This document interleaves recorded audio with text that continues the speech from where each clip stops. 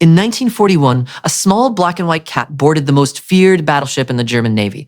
6 months later, that cat had outlived that battleship, a British destroyer and an aircraft carrier, while thousands of trained men drowned in the freezing Atlantic around him.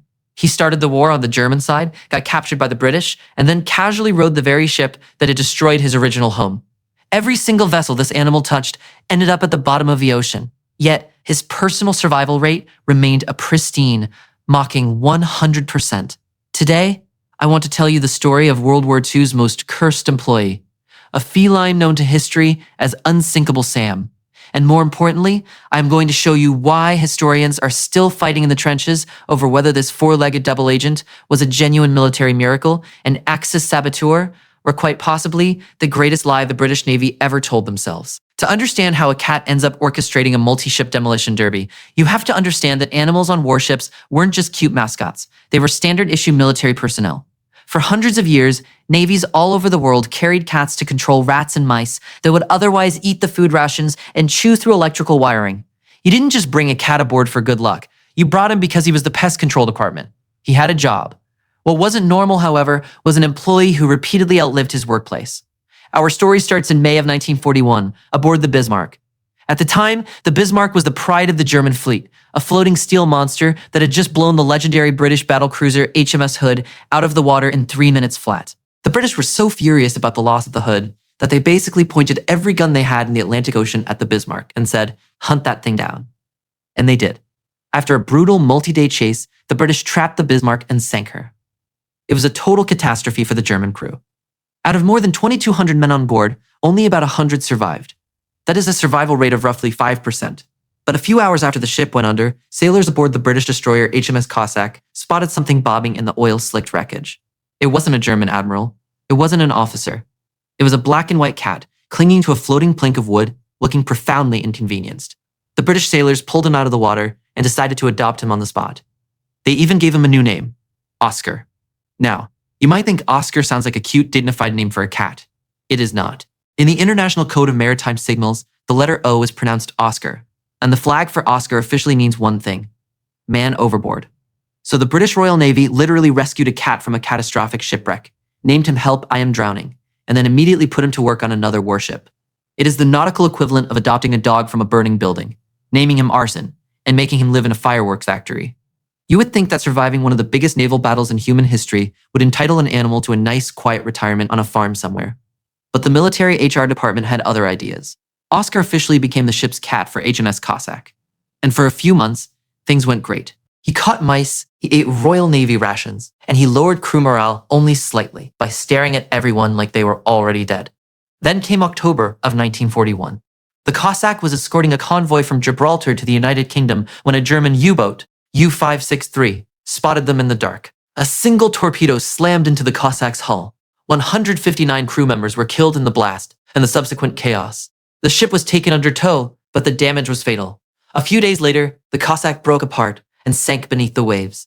Once again, the rescue boats came out to pick up survivors. And once again, bobbing in the debris, totally wet and absolutely furious, was Oscar. He had just survived his second major naval disaster in 5 months.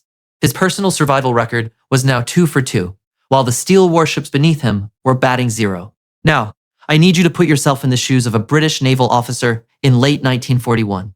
You have a cat that has just witnessed the destruction of 2 heavily armored warships. A logical person might look at this animal and say, hey, maybe we should stop bringing the Grim Reaper aboard our multi-million-dollar vessels.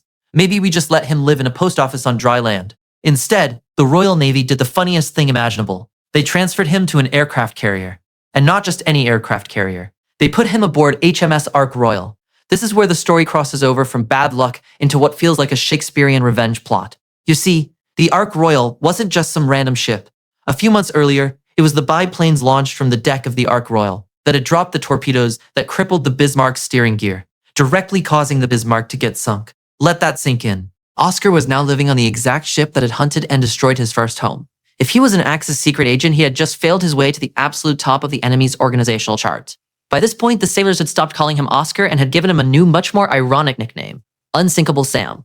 The Ark Royal was known throughout the fleet as an exceptionally lucky ship. She had survived so many near misses that the Germans had actually claimed to have sunk her multiple times on their propaganda radio broadcasts, only for the Ark Royal to just show up somewhere else totally fine.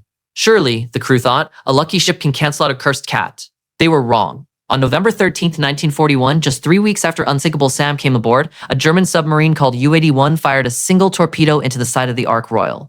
Now here's the absolute best part of Sam's third and final shipwreck. Unlike his first two sinkings, which were violent and deadly, the Ark Royal sank with agonizing slowness. It took 14 hours for the giant carrier to capsize and sink. Because they had so much time to evacuate, out of nearly 1,500 crew members on board, only one single person died. It was the safest, most polite shipwreck of the entire Second World War.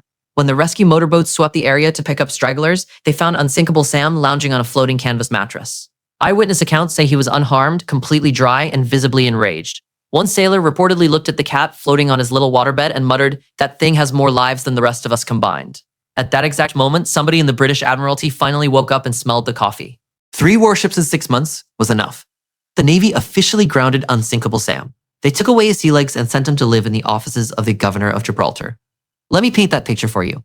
A combat-hardened cat who had survived bombs, torpedoes, and oil slicks now spent his days sleeping on velvet cushions in a colonial mansion, occasionally fighting the local monkeys that lived on the Rock of Gibraltar.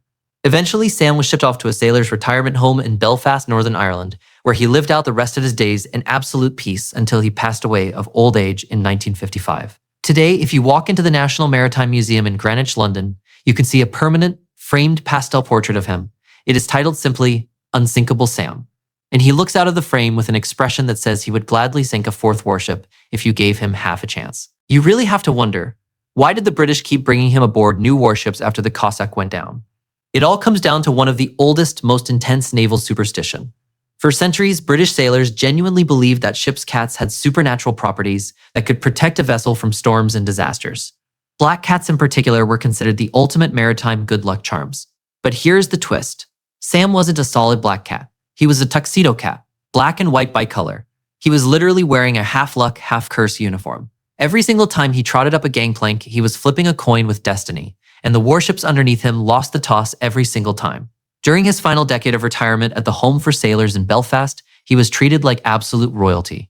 The old military veterans fed him fresh fish, brushed his coat, and swapped stories about how their little shipmate had outlasted Adolf Hitler and the entire German Navy. By all accounts, for the rest of his life, Sam refused to go anywhere near a bathtub, let alone the ocean. Which, let's be honest, is the most reasonable psychological response any veteran has ever had to World War II. And speaking of military magic tricks that pulled off the absolute impossible during World War II, you will not believe what the Allied forces did when they needed to hide an entire army from German spy planes just 2 years later. They didn't use unkillable cats, but they did use inflatable rubber tanks, sound effects records, and a ghost army of artists who pulled off the most ridiculous magic trick in military history. But that is a story for next time. So hit that subscribe button right now, or I will personally send Unsinkable Sam to join you in the bathtub. And trust me, you do not want to see how a cat finds a way to torpedo a porcelain tub.